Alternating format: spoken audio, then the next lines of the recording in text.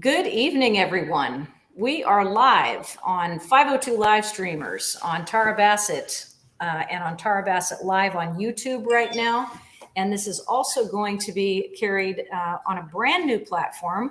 I'm going to tell you all about that on another live stream, but it's going to be a massive amplification of animal rescue efforts that will be getting millions of views, which is very, very exciting. So I'm looking forward to being a part of that platform. And I want to welcome Molly. And Molly, introduce yourself, tell us what you do, and then we will jump right into the interview because you were on site today at a very exciting moment, much like what a lot of protesters in Louisville have experienced. The cops were called on you and it was a big deal. So introduce yourself first and tell us a little bit about what you do.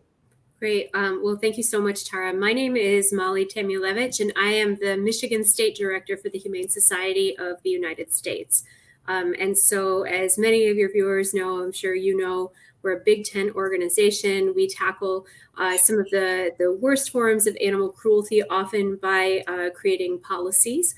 So as a state director, my job in the state is to oversee our work in the state of Michigan, whether it's puppy mills, factory farms, trophy hunting, animals used in research. And I try to pass bills that will help animals and make Michigan a state that is friendlier to animals, and then defeat legislation that will hurt animals in the state of Michigan. And so it's always exciting and often frustrating, but it's nice when we have the opportunity to help with investigations and events like the one that took place today. Absolutely. And by the way, Catherine Callahan just popped onto the stream and she says, hi, Molly and Tara. Hello. Hi, Catherine. So what we're going to do, this is a really, really serious subject tonight. And I'm going to show you some video that is extremely painful to watch that an undercover investigator actually gathered inside Innovative Labs.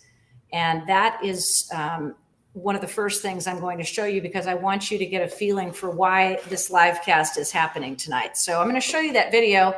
And, you know, I'm warning you in advance, it's hard to watch. And a lot of people say, I can't look at it. I can't look at it. But my attitude is if you don't see it, it doesn't have to exist for you. And then it's easy to just walk away and say, that's not real. And I'm sure you encounter that a lot in your work, Molly. Yeah, well, I think for those of us who work in this field full time, you know, we're very careful about the media that we consume because we see so much pain, so much suffering every day. We get calls about it from the smallest, you know, the individual abuse to the biggest systemic abuse of animals. And that's what we're going to see tonight. Yeah.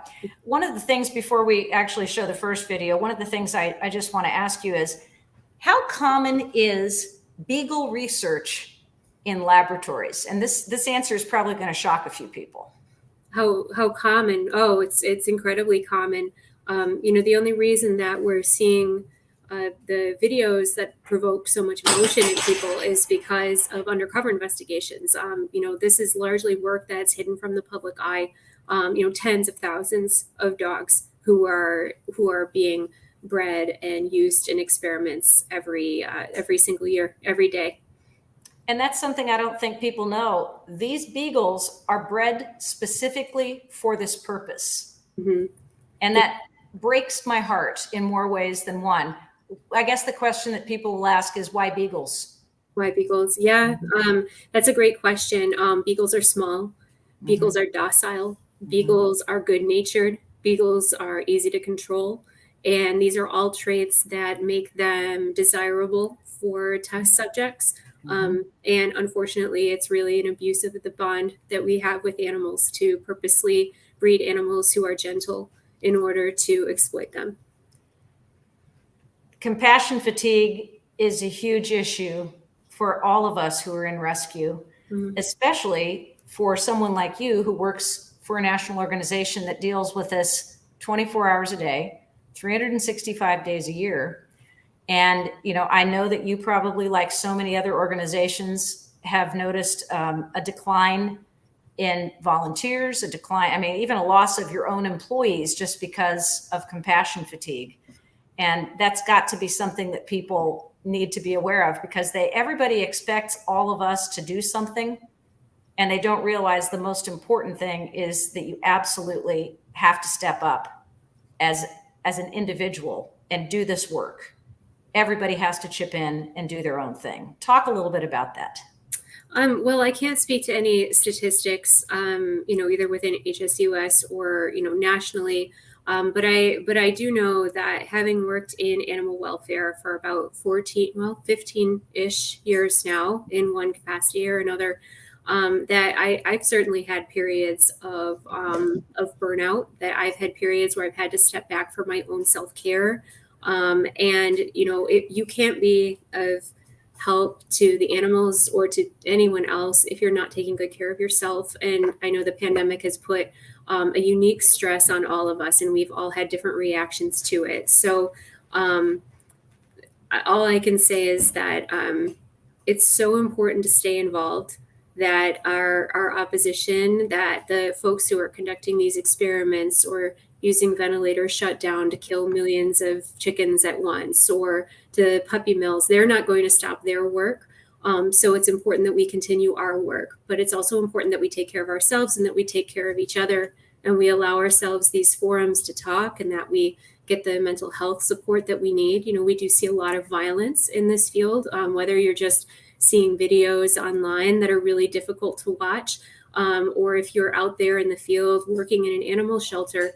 It's so important to practice self-care, Yes. and to honor that, and to make sure that you're taking care of yourself and checking in with your friends who are doing this work too. And one of the jobs that has to be the most gruesome and difficult is being an undercover investigator, which HSUS uses quite frequently to go into these places to expose the kind of pain that is being inflicted on these animals. And, has to actually pose as an employee, which means they are actively involved in the process of administering the toxins, doing the things that, they're fighting against, but they have to be able to embed literally like a journalist embeds with a military. You have to be completely sold, bought in, believed to be able to gather the undercover video that we're about to show you. And I mean, I can't even imagine what it's like for someone doing a job like that. Yeah, me either. People who do this work are very strong individuals. They're badasses. That's what we call them. So I'm going to show you guys the first video. Just give me a quick second here to pull this up, because I want you to see the first video that is just extraordinarily painful. And it's hard to even imagine what, as I said, what this investigator went through. And it's just really, really heartbreaking to watch this, but you have to see it in order to understand exactly what it is. So this is what we're going to show you.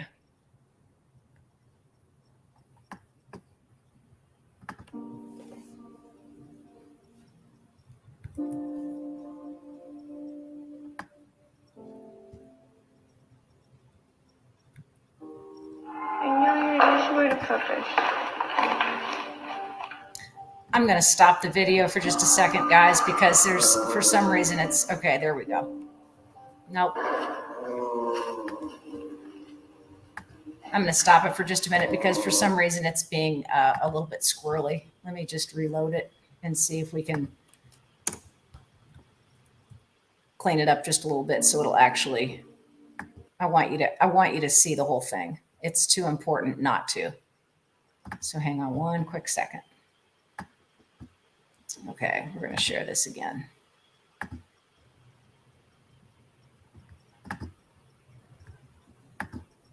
Here we go.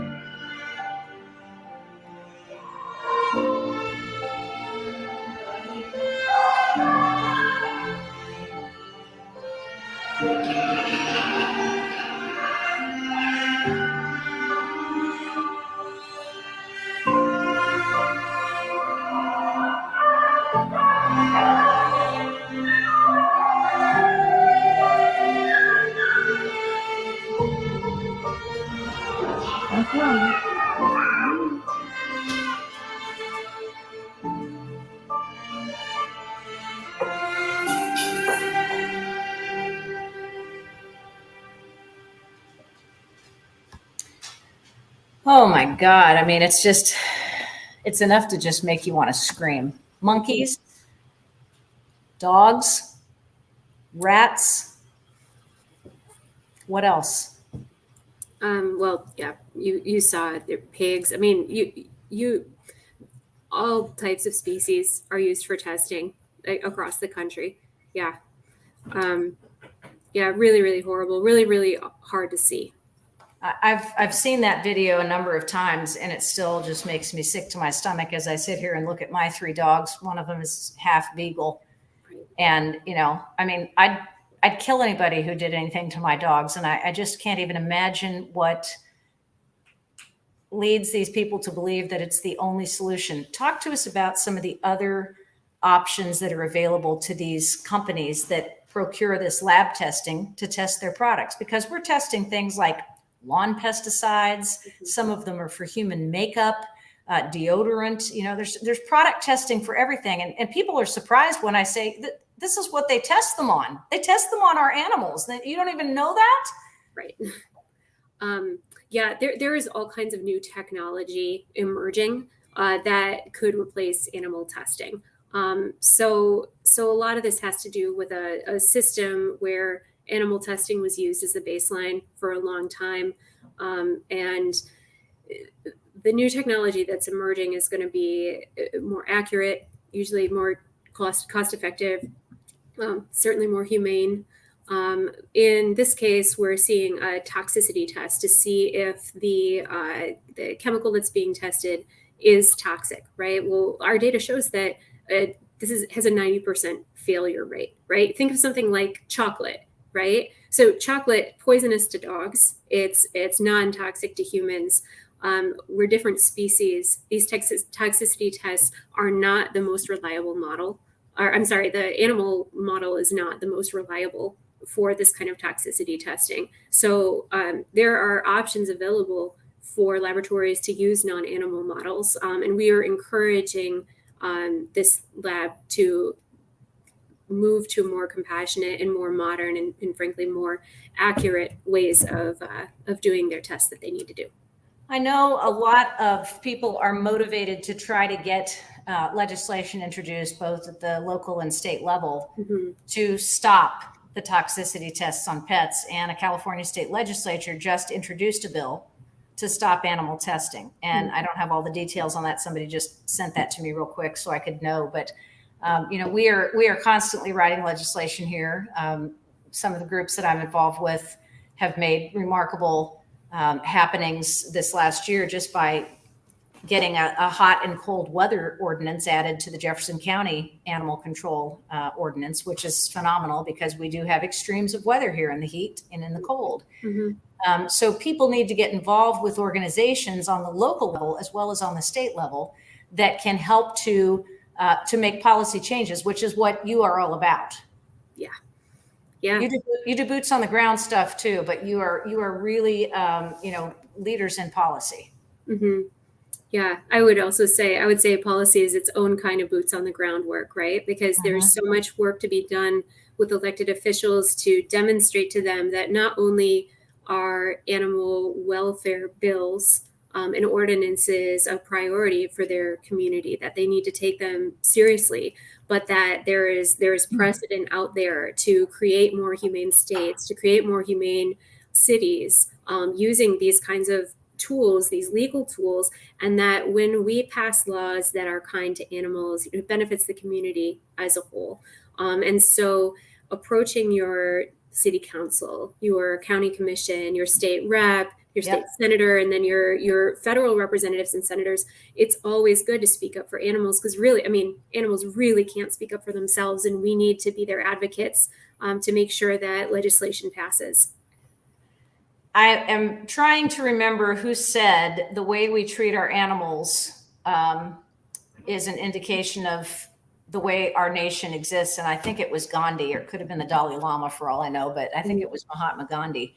And it's absolutely true that our disregard for our animals shows a decay in our own moral code, our own level of acceptance and tolerance. And, it breaks my heart because there are so many people in this city, in this state, and in this country who love animals, but they just don't understand that what they're seeing just on that video is a perfect example of our complete disregard for domesticated pets. I mean, people used to be able to stand the whole lab rat thing. Okay. That was the original animal that everybody kind of identified as a laboratory animal. And they may not have connected with lab rats, but who cannot connect with a beagle? Who cannot connect with a monkey? And the fact that, I know that University of Louisville has a biotesting lab here. And, I have no idea what kind of animals are in there, but whatever it is, it's too much. And I want to show what happened today. So let's talk a little bit about the steps that HSUS took to try to secure the release of at least a portion of these beagles. You guys actually put out a call for signatures and you collected, I think the last time I looked at it was like over 170,000. Yeah, the latest that I saw was over 176,000. That was this afternoon. Mm-hmm. And that's in, just a couple of weeks. That's amazing. Mm-hmm. So today, you and others went to the Innovative Labs in West Lafayette, Indiana, and you had a lot of citizens with a lot of beagles. And you walked up to Innovative Lab. Am I saying that right? Innovative? I'm saying Innovative. Okay. Innovative Labs. And apparently they were tipped that you were there and police were called. And we saw the inevitable confrontation. You were live streaming. Several other people were involved in the conversation with cops. Tell us about how that resolved itself and whether you were able to deliver 3 boxes of signatures on that petition to the lab. Sure. So first of all, I'll just say that, I'm the Michigan State Director for the Humane Society of the United States. So I went down to Indiana to assist with this delivery of the petitions. So we did something very similar here in Michigan in 2019, right? There was an undercover investigation. In this case, there were 32 beagles that we asked to be released. We released the footage, gathered calls, signatures, et cetera, and we were able to secure their release. There's no reason why the only reason that people know about this is an undercover investigation, right? Like this is this is not an isolated event. This is happening every day, all day. And so in this case, we have collected these signatures. We want to make sure that the people who can make the decision, the people who can free these dogs and make that call, know just how many people across the country, across the world care that these puppies, I mean, they're under a year old. These are just puppies who could be adopted into loving homes, have the opportunity to do so. And so we had 3 bankers boxes full of over 150,000 signatures. And keep in mind that that was 150,000 signatures is when we printed them, right? 26,000 more signatures in a day. Exactly. Right? Yep. That's how many people care about this. This is how deeply people are touched by the suffering of these animals. And we're going to have a cat in the picture in just a second. Sorry, That's okay. That's okay. She can be in the picture. I've got 4 of them here. I foster cats with feline leukemia, so they kind of wander about. The goal was to deliver these boxes to the laboratory headquarters. This is not where the animals are held. That's a couple hours away. So the Innovative headquarters are in West Lafayette. We have rights to assemble. This was not a protest. This was a delivery of the signatures. But of course, as a company, they have the right to ask people not to come onto their private property. And so we were asked to stay exclusively on public property, which was the sidewalk. And so we weren't able to walk those boxes up to the door. We weren't able to hand deliver them, but we did leave them there so that people could see that this was these were heavy too, right? People are sweating, they're carrying them over, they're sweating, these are 150,000 signatures. It's pretty amazing. That's a lot of people. It's a lot of, it's a lot of, passion packed into a very small space. So this, what you're about to show is what happened when we made the attempt to deliver. And who is the person that you're interviewing on camera? The person who's holding this dog, and I forget her name. I think she's Lilac. Hi, everybody. We are here at the Innovative headquarters in West Lafayette, Indiana, with dog lovers and dogs from across the state, delivering over 150,000 signatures that have been collected from around the country from dog lovers and people like you. Speaking out. There's the boxes full of the petitions. On behalf of the Beagles, who need us to be their voice today. So I'm Ann Sterling. I'm the Vice President of State Affairs for the Humane Society of the United States. This is Lilac. She is available for adoption, a little pup. She is here with her friend, her bonded friend, Fuchsia, her bonded sister. So these little gals, are living the life that we want all beagles and all dogs to live, especially the 80 dogs who are at the lab in southern Indiana, who Innovative is scheduled to kill starting in mid-May. So we are calling on Innovative to do the right thing and allow these dogs to have the life they deserve. Wow. And you noticed just shortly after that there was something that was going on. Hi, everybody. My name is Molly Tamulevich. I'm the Michigan State Director for the Humane Society of the United States, and I'm here to document our delivery of over 150,000 signatures from all of you who took the time to sign the petition to free over 80 puppies from the Innovatives labs here in Indiana. I am here from Michigan because we had a very similar investigation a couple of years ago that resulted in us being able to free 32 beagles. You might remember that. So we wanted to make sure that we are able to deliver these petitions so that we could be their voice, so that we could be the animal's voice. And we have here quite a few people and their dogs who wanted to be here to bear witness to the delivery of these signatures. It's definitely not too late if you still want to sign the petition. We have tens of thousands of people signing every day. In fact, this morning we looked and there are over 175,000 signatures. So please consider adding your name to this growing list and help free these 80 defenseless puppies who are currently scheduled to be killed in Innovative's lab. It looks like we've had some security issues, so it sounds like Innovative was tipped off that we were coming to deliver these petitions. So our Kentucky State Director is right now, looks like he's talking with security.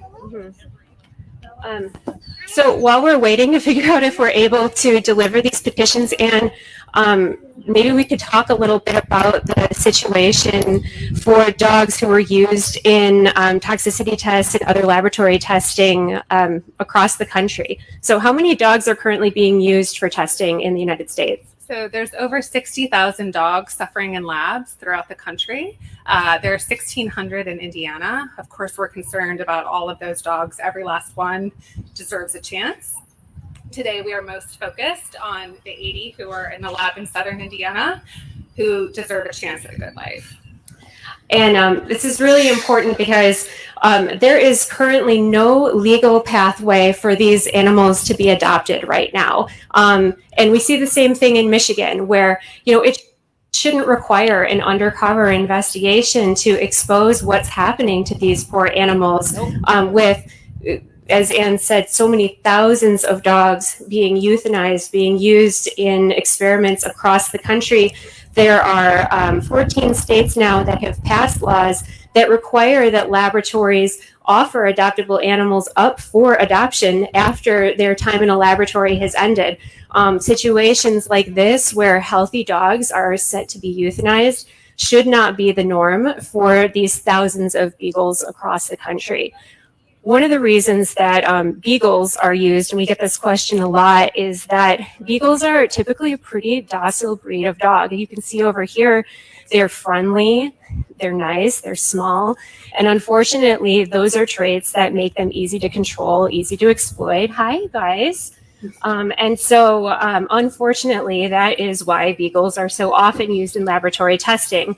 And the dogs who are being held in Innovative's lab right now, the 80 that we're trying to free, they're bred in a large facility that has over 20,000 animals on their property at any given time. It's the same facility that bred the dogs who we rescued from a laboratory in Michigan. So it's a big business breeding beagles for laboratory research. So and I'm going to stop there for just a second, because what's stunning to me are the numbers that she just gave us. Okay. 60,000 dogs in laboratories all over the country, 1,600 alone in Indiana, and the breeding facility where they came from, where yours came from, having 20,000 dogs on the property at any given time. That is, I'm staggered by those numbers. Yeah, it's hard to take in, isn't it? Especially when you think about the pain that could be caused to one animal. You think about your pet, right? You think about if they step on, I don't know, ice or a pebble or something where they're in pain and you want to help them so badly, and multiply that by so many tens of thousands. It's almost impossible to grasp. And the dogs in this facility, the dogs that are bred in this facility, they look just like any other beagle, right? They look like any other beagle, but on the inside of their ears, there's a tattoo. And that's one of the most haunting details of all of this, is when you see an animal rescued from these laboratories and you flip their ear, there's a big number inside. God. Yeah. I'm just showing the video with no sound, so you can, hear, you can see the conversation with the police officers. And one of the things that I noticed was that one of them said, "I've got dogs at home. Mm-hmm. I'm not the bad guy. I have to, obviously protect the rights of this company that's asking, not to have people on the sidewalk." So it was not a negative confrontation with the police. No, it wasn't. No. And what I think this speaks to more than anything is the lack of transparency in these laboratory settings. And you'll remember, and this is something that I tell when I talk to kids, right? There is legal animal cruelty and there is illegal animal cruelty. Right. And when animal cruelty codes are written, there are often exemptions written in for standard industry practices. And that's what allows treatment of animals that in other circumstances would be punishable as a criminal offense to be perfectly legal. And that is because industries have the power and the money to exempt themselves from animal cruelty statutes. So what you're seeing here is the influence, the history, the power, and the money of the laboratory testing industry to not have to have transparency. Yep. That's the heartbreaking part of all of this. It is. So on any given day, we're talking about 60,000 animals across the United States being subjected, 60,000 dogs. Just dogs. Yes. It's just the dogs. Yeah. We're not counting the monkeys. We're not counting the rats. We're not counting the pigs. People are commenting on the stream. "This broke my heart. I've never seen anything like this. Please stop the killings of these animals. They have feelings too." That's a very good point. I've never seen anything like this. And that's why we bring you these live streams, because, as I said, if you can hide behind your eyes and say it doesn't exist, then it's very easy to stay in your own little enclave and not realize that in the big bad world, these things are happening on a regular basis. I had the honor of being invited to a pig save vigil at JB Swift, which is one of the major slaughterhouses in Louisville. And to my horror, discovered that 10,000 pigs a day are slaughtered there. Mm-hmm.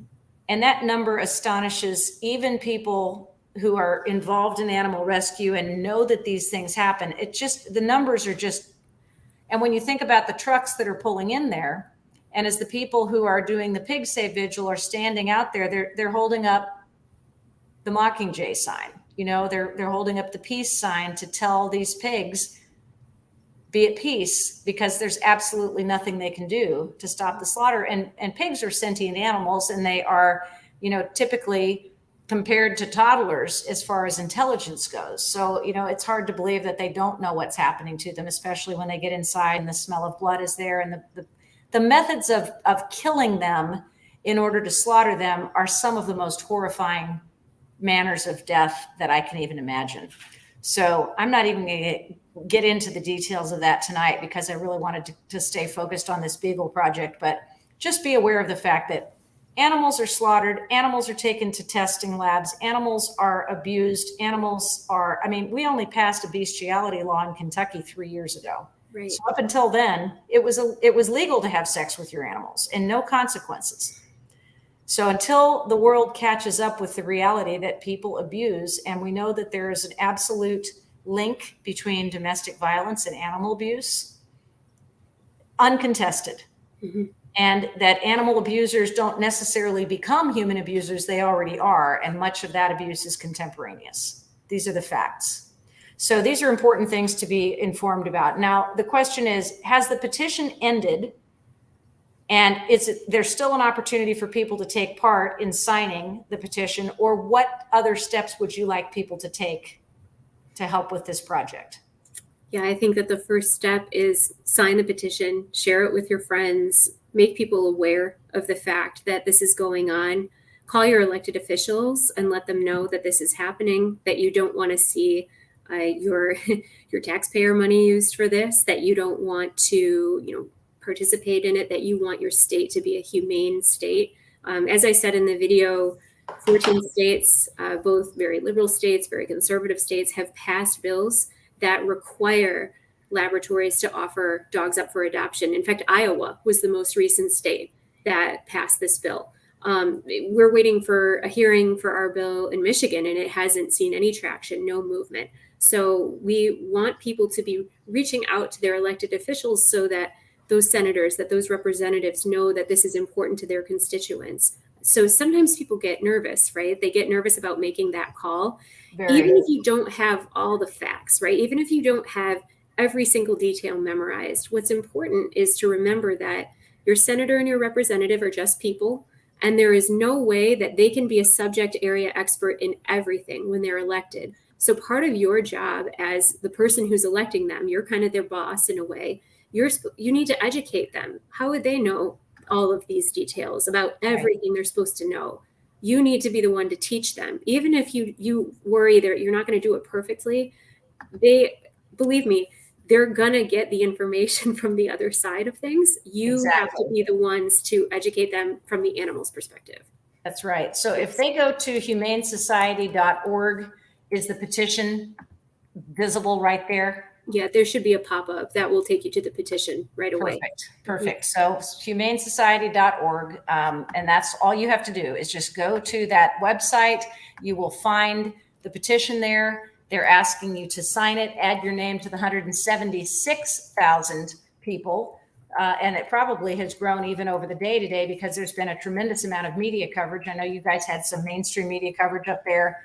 And, you live streamed it, which got a tremendous amount of amplification because, as we all know, those things go viral. Yes. So, humanesociety.org is where you go. And if you are interested in participating in a protest tomorrow that is going to take place here in Louisville, I'm going to be covering, and a huge number of people, I hope, are going to be showing up to protest this new store called Puppygram.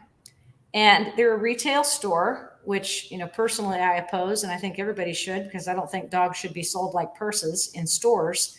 And they say they use selective breeders. And pretty much it's a standard belief that actual breeders that are accredited, that are credible, that are, as legitimate as breeders can be, do not rely on a third-party retail store to push their dogs. They invite you to the breeding area. They show you the parents. They're happy to provide the lineage. This is not a very transparent effort here. And a lot of local rescuers here, with our already overstretched shelter system in Louisville, rescues are at an all-time high, peak. People who, like me, who go out and catch dogs, take them to LMAS or take them to Kentucky Humane Society, whatever. We're all compassion fatigued and overstressed, and we don't need puppies being sold for $2,000 to $8,000 in a storefront when we don't know what their origins are, and we don't know where they're coming from, and really nothing about them. And they happen to locate right next to a Chuck E. Cheese, which just seems so convenient to me. Get the kids there. Right. Yeah. Well, what we say is that good breeders are not going to sell sight unseen to the public. That's right. And that is, and there are tools at our disposal to tackle situations like this at the local level. So humane pet store ordinances are a good tool for this. We were able to pass in Illinois, the entire state of Illinois has now prohibited the retail sale of puppies. That's what I'd like to see. Yeah, we were only able to get there, one city at a time. And it's so important that communities band together and do this and speak out about it, because not only is it bad because of the condition of the dogs, but $2,000 to $8,000 if you look into the financing schemes that are often associated with these dogs. If you look into the zoonotic disease-resistant Campylobacter infections that can be transmitted, have been transmitted to humans, there are a number of health and safety factors at play here, as well as predatory lending. So yeah, it's all good to learn about and good to tackle at the local level and make people aware of. Yep. And I think that's one of the most important things to get across to people, is that you can be part of the solution. You don't have to be part of the problem. And that's why we say adopt, don't shop. Yes. And it is so critically important to understand that, every time you pay money for an animal, it's money that a rescue or a shelter could use to continue to save lives. And it's one other rescue or shelter dog that may not make it to a home. And even though we have no-kill shelters, which are fantastic, they only have to have a 90% live release rate. Our Louisville Metro Animal Services has a 95% release rate, but that's 5% of the animals that don't make it, which is, devastating to those of us who love animals. So a last quick question that I'm just going to bring up to you, because I really would like you to just talk in general about the power of national organizations is only as great as the local people who support them. So talk a little bit about what you would like to see people doing on a daily basis to do the kind of work that needs to be done that you guys are working for. Oh, that's such a great question. Thank you for asking that. I got my start working in shelters, right? So I actually started working with shelter dogs in Mexico before coming back to the U.S. And what we see, and you know this from working in the rescue world, is overwhelm, right? You are so busy every single day taking care of emergencies, of getting that call, of like rushing to help, that it doesn't necessarily leave as much time to do some of the big picture work that would make ultimately the less work for you. And so the way that I see us is working in harmony together, right? Maybe if policy is my specialty and I can go and talk to legislators and explain some of the statistics, the big picture thinking, who's doing this across the country? Why is this a good idea? Why should we bring it into the political sphere? They're more likely to listen and to be really moved by their constituents. So we work together. If we have communities calling up their elected officials and saying, this matters to me, this is important to me, then I can work with them. I can talk to them about language. I can say to them, hey, yes, we want to prohibit the retail sale of puppies, but we know that over here, sometimes these rescue. So it's important that we make sure that we cover all of our legal loopholes so that we can do this right and that we can set you up for success. And so in that way, we can really work together. And it's so important to have stakeholders in the community, law enforcement, shelter directors, rescuers, veterinarians, all of us working in harmony together so that we can really demonstrate how important this is. Absolutely. I really appreciate it after your long day on the road, literally all day on the road, and then the hours of tension in Lafayette trying to get those signatures delivered. And I guess my last question is, what has happened to those 3 boxes of 150,000 signatures? Are they actually being taken into the labs, or are they going to be mailed, or what are you going to do with them? Well, they were gone when I drove past on my way out. Somebody took them. Somebody picked them up, and I don't know how you could ignore 150,000 signatures in 3 banking boxes. I don't either. And I imagine that that's also probably not a good look to have them sitting out in front of your building. So, somebody took them. The nice thing is we have all those names. We are adding to it. We're adding, I mean, thousands of people every single day, and we will continue to make people's voices heard to the decision makers that need to hear it. But keep up your outreach. Keep it up. We've been able to do it in other situations. We did it in Michigan. I have, every hope that we can do it in Indiana, but we have to keep working together, and we have to keep signing, calling, contacting them, and doing the grassroots work to make that happen. Molly from Michigan, thank you so much for your help. And you're in the Michigan Humane Society effort. We have a lot of great friends here at the Kentucky Humane Society. We really appreciate, the work of the people who are going in undercover to do this horrific job that has to be done to gather evidence against these labs.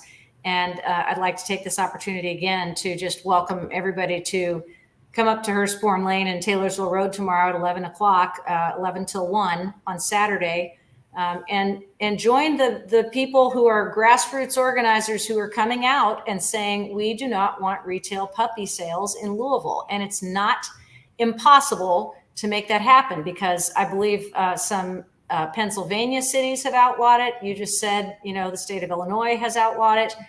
And there's no reason why we can't do the same thing too. So Molly, thank you so much. I appreciate you after your long day. Give those kittens a kiss for us. Okay. Thank you. Yeah. Thank you so much for taking the time to do this. It's so important. My extreme pleasure. Thank you so much. And we will be live tomorrow morning before 11.